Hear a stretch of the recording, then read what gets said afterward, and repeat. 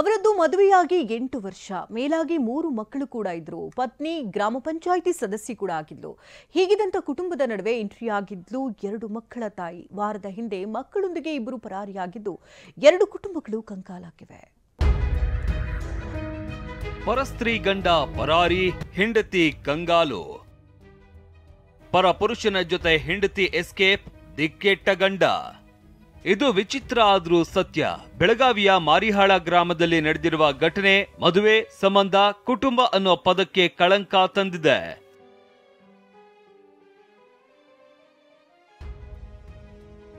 ಹೀಗೆ ಗಂಡನ ಫೋಟೋಗೆ ಮಸಿ ಬೆಳೆದು ತನಗೆ ಮಗ ಬೇಕು ಅಂತ ಅಂಗಲಾಚುತ್ತಾ ಇರುವ ಮಹಿಳೆಯ ಹೆಸರು ವಾಣಿಶ್ರೀ ಅಂತ. ಈಕೆ ಮಾರಿಹಾಳ ಗ್ರಾಮ ಪಂಚಾಯಿತಿ ಸದಸ್ಯೆ. ಆದ್ರೆ ಈಕೆಯ ಪತಿ ಮಾಡಿರುವ ಐನಾತಿ ಕೆಲಸಕ್ಕೆ ಈಗ ದಿಕ್ಕೆ ತೋಚದಂತಾಗಿದ್ದಾಳೆ. ಈಕೆಯ ಪತಿ ಬಸವರಾಜ ಇದೇ ಗ್ರಾಮದ ಮುಸ್ಲಿಂ ಸಮುದಾಯದ ವಿವಾಹಿತ ಮಹಿಳೆ ಮಾಸಾಬಿ ಸೈಯದ್ ಅನ್ನೋಳ ಜೊತೆ ಸಂಪರ್ಕ ಇಟ್ಕೊಂಡಿದ್ದ.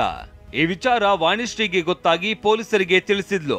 ಆದ್ರೆ ಪೊಲೀಸರು ಯಾವುದೇ ಕ್ರಮ ಕೈಗೊಂಡಿರಲಿಲ್ಲ. ಆದ್ರೀಗ ಪತಿ ಬಸವರಾಜ್ ಮಹಿಳೆ ಮಾಸಾಬಿ ಸೈಯದ್ ಜೊತೆ ಪರಾರಿಯಾಗಿದ್ದಾನೆ. ಜೊತೆಗೆ ತನಗಿದ್ದ 2 ಮಕ್ಕಳ ಪೈಕಿ ಒಬ್ಬ ಮಗನನ್ನ ಕರೆದುಕೊಂಡು ಹೋಗಿದ್ದಾನೆ. ಅಷ್ಟೇ ಅಲ್ಲ, ಪಂಚಾಯ್ತಿಯಲ್ಲಿನ ಕಾಮಗಾರಿಯೊಂದರ ಹೆಸರಲ್ಲಿ 5 ಲಕ್ಷ ಹಣ ಪಡೆದು ಓಡಿ ಹೋಗಿದ್ದಾನೆ. ಅವತ್ತ ದವಾಖಾನಿಗೆ ಹೋಗಿನ್ರಿ. ಅವತ್ ದವಾಖಾನಿಗೆ ಹೋಗಿದ್ ದಿವಸ ಅವತ್ತನ ಮಿಸ್ ಆಗಿದಾನ್ರಿ. ಮಧ್ಯಾಹ್ನ ಅಂದ್ರ ಬ್ಯಾಗ್ ಅವತ್ತ ಊರಿಗೆ ಹೋಗಿದ್ ತಗೊಂಡ್ಬಂದಿದ್ ಬ್ಯಾಗ್ನಾಗ ಅವ್ನ ಅರ್ವಿ ಹಾಕೊಂಡ್ ಹೋಗಿದಾನ್ರಿ. ಪಂಚಾಯತ್ ಕಾಗದಾನು ಎಲ್ಲಾ ತಗೊಂಡ್ ಹೋಗ್ಯಾನ ಅನ್ನತಾರ್ರಿ. ಅವ್ರು ಚೇರ್ಮನ್ ಸಿಡ್ದು ಏನೋ ರೊಕ್ಕ ಇಸ್ಕೊಂಡ್ ಹೋಗ್ಯಾನು ಅಂತ ಅಂದಾರ್ರಿ. ಅವ್ರು 5 ಲಕ್ಷ ರೂಪಾಯಿ ರೀ. 5 ಲಕ್ಷ. ಗಂಡನ ಪರಾರಿಯಿಂದ ಹೆಂಡತಿ ಪರದಾಡ್ತಾ ಇರೋದು ಒಂದು ಕಡೆಯಾದ್ರೆ, ಮತ್ತೊಂದ್ ಕಡೆ ಆತನ ಜೊತೆ ಓಡಿ ಹೋಗಿರುವ ಮಹಿಳೆ ಮಸಾಬಿ ಸೈಯದ್ಲಿಂದ ಗಂಡ ಕಂಗಾಲಾಗಿದ್ದಾನೆ.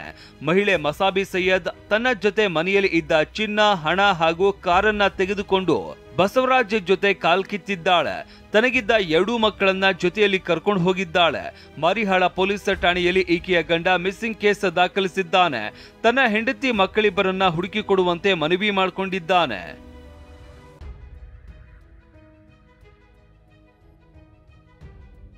ಒಟ್ನಲ್ಲಿ ಒಂದು ಕಡೆ ಗಂಡ ಇಲ್ಲ, ಇನ್ನೊಂದು ಕಡೆ ಹೆಂಡತಿ ಇಲ್ಲ. ಇಬ್ಬರ ಅನೈತಿಕ ಸಂಬಂಧದಿಂದ 2 ಕುಟುಂಬಗಳು ಬೀದಿಗೆ ಬಿದ್ದಿವೆ. 3 ಜನ ಮಕ್ಕಳ ಜೊತೆಗೆ 2 ಪಕ್ಕಾ ಪ್ಲಾನ್ ಮಾಡಿ ಓಡಿ ಹೋಗಿದ್ದಾರೆ. ಮಾರಿಹಾಳ ಪೊಲೀಸರು ಕೇಸ್ ದಾಖಲಿಸಿಕೊಂಡು ತನಿಖೆ ಶುರು ಮಾಡಿದ್ದು, ಒಂದು ತಂಡ ರಚನೆ ಮಾಡಿ ಶೋಧ ನಡೆಸ್ತಾ ಇದ್ದಾರೆ. ಅದೇನೇ ಇರ್ಲಿ, ಗಂಡ ಹೆಂಡತಿ ಜೀವಕ್ಕೆ ಜೀವ ಅಂತಾರೆ.